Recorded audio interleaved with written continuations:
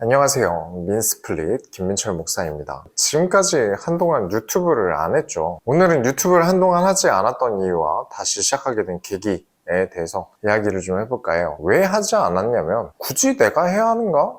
라는 생각이 들었기 때문에 그래요. 찬양과 음악 콘텐츠를 하기에는 제 개인이다 보니까 팀 단위가 아니고 그러다 보니까 작업을 할 만한 시간적인 여유가 많이 부족했어요. 목회를 해야 되니까요. 그렇다고 어떠한 신학에 대한 이야기를 계속 하기에는 제가 아니어도 정말 훌륭한 신학자분들이 우리나라에 정말 많이 계세요. 그러다 보니까 굳이 제가 유튜브를 해야 할 이유를 모르겠더라고요. 저희 사모님 채널은 세상에 존재해야 할 필요를 느꼈기 때문에 계속 진행을 했습니다. 사모라는 이름이 사역자로서의 이름이 될 수 있다는 가능성을 말하고 싶었거든요. 처음 사모님 유튜브 채널을 시작할 때 담임 목사 사모님이 유튜브를 하시는 것을 제가 못 찾은 건진 몰라도 없었던 것 같아요. 목사 사모의 관점에서 교회, 연애, 사람들에게 믿음과 신앙을 나눌 것들이 분명히 저는 있다고 생각했기 때문에 계속 진행을 했지만 제 채널 같은 경우는 세상에 목사가 많고 정말 뛰어난 신학자들이 계시는데 굳이 제가 유튜브를 해야 할 이유를 깨닫지를 못하다가 어느 순간 딱 점이 찍히는 곳이 있었습니다. 지금 제 나이가 36살이기 때문에 저도 MZ세대에 포함이 되더라고요. 그런데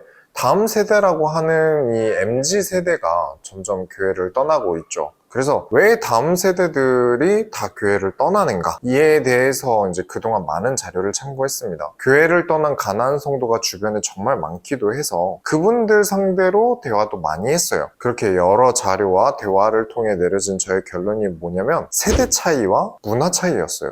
저는 담임 목사다 보니까 아무래도 저희 부모님 나이대 정도 되시는 분들이 많이 계시는 곳에 제가 종종 가게 됩니다. 그러다 충격을 받은 것이 있었는데 그 어른들이 트로트 반주가 나오는 반주 기계로 찬양 인도를 하시는 것을 보았어요. 저는 찬양 반주기가 있다는 건 알고 있었는데 그 반주기의 모든 곡이 트롯 반주라는 건 처음 알았거든요. 분명 그분들 각자 교회에서는 젊은 청년층이 좋아하는 CCM이 찬양의 줄을 이뤘을 텐데 그 점잖아 보이시던 분들이 트로트 반주의 찬양을 시작하니까 이 에너지와 열정이 올라오는 게 이제 저에게 느껴지더라고요. 그분들 세대에서는 이 피가 끓는 익숙한 문화라는 것이 있는 거예요. 그 장면을 보고 처음에는 와 이게 뭐지? 이렇게 에너지가 달라진다고? 난생 처음 트로트 반주에 합심 기도를 하는데 저는 도무지 적응이 안 되더라고요. 기도를 못 하겠어요. 근데 이건 당연한 거예요. 인간에게는 항상성이라는 게 있습니다. 원래 자리로 돌아오려는 성질이 있어요. 내가 좋아하던 것으로의 회귀를 합니다. 저는 익숙하지 않기 때문에 저대로 적응을 못한 거고 그분들이 뜨거운 것은 현대의 찬양도 좋지만 그래도 역시 내가 젊은 시절에 내 피를 끓게 만든 트롯의 장르가 다시 마음을 끌어올리는 거죠. 저는 트로트를 즐겨 듣던 사람이 아니라서 적응을 하지 못했던 것이죠. 그래서 이건 틀렸다 옳다의 문제가 아니에요. 우리는 이런 것을 어떠한 세대 차이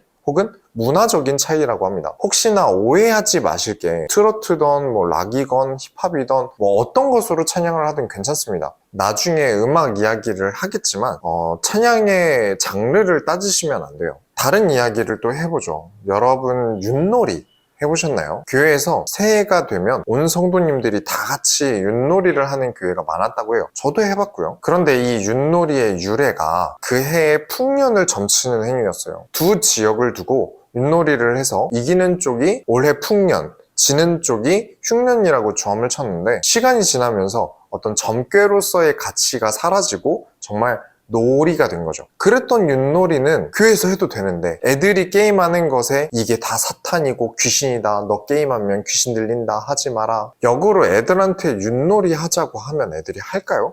이런 촌스럽고 자리도 많이 차지하는 걸 재밌다고 해? 라면서 안 하려고 한단 말이에요. 어쩔 수 없이 서로 간에 정리가 안 되는 거예요. 저희 외할머니가 말이 진짜 많으셨어요. 안 쉬고 말하셨어요. 그런데 저는 외할머니를 참 많이 사랑했어요. 저를 정말 많이 예뻐해 주셨고요. 하지만 저희는 피가 섞인 가족이니까 그 많은 말씀 안에 있는 사랑을 느낄 수 있는 거지 그냥 남이었다면 네 어르신 제가 지금 바빠서요 1분도 안 듣고 도망갔을 거란 말이에요. 절대 좁아질 수 없는 세대 차이라는 게 있습니다. 많은 젊은 가나안 성도들이 목사에 대해 모르고 예전에 신앙생활을 하신 분들이 어떤 신앙생활을 하셨는지 모르기 때문에 오는 간극이 있어요. 그리고 앞으로의 교회도 자신들과 세대 차이가 나는 그 교회의 모습에서 변하진 않을 거라고 생각하는 사람이 정말 많더라고요. 그래서 저는 기성세대와 다음 세대의 연결점이 되는 위치에서 이야기를 풀어나가야겠다라고 생각을 했습니다.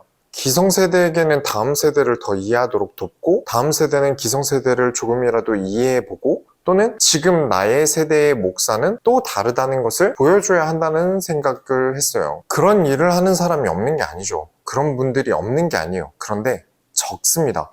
정말 많은 분들이 계셔야 돼요. 교회를 안 나가기 시작한 숫자 대비 목소리를 내는 사람의 숫자가 너무 적어요. 그들에게 다음 세대에 올라올 지금 청년 나이대의 목사님들이 그려갈 교회는 또 다르겠구나 라는 인식을 가나안 청년들이 할 수 있도록 해야 됩니다. 그러려면 한두 명 가지고는 안 된다고 생각해요. 많은 30대, 40대 목사님들이 자신의 목회 철학과 목회 운영에 대해 가나안 성도들에게 보여줘야 그들이 다시금 이전에 자신이 이해가 안 가던 교회 문화와 목회자에 대해 이해하게 될 거예요. 그렇게 젊은 목회자들이 담임 목사로서 이끄는 교회가 다르다는 걸 가나안 성도들에게 보여줄 때 자신이 교회를 떠났을 때와 지금의 교회가 많이 바뀌어가고 있다는 것을 이제 알고리즘으로 보여지건 스스로 관심이 있어서 찾아보건 다시금 그들이 교회로 모일 수 있게 되지 않을까 생각이 듭니다. 그래서 다시 유튜브를 하면서 청년 가나안 성도들에게 필요한 이야기, 혹은 기성세대 어른들에게 필요한 이야기, 그리고 목회자로서의 이야기를 나눌 것입니다. 그리고 사실 제가 가장 바라고 있는 것은 사실 제 이야기를 하는 것보다 많은 젊은 담임 목사님들의 이야기를 인터뷰로 받고 싶어요. 그리고 교회는 신학, 심리학, 음악, 예술 등등 종합적인 것이 가득 있는 집합체이기 때문에 관련 교수님들이나 전문가들을 찾아가서 이야기를 좀 나눠보고 싶습니다.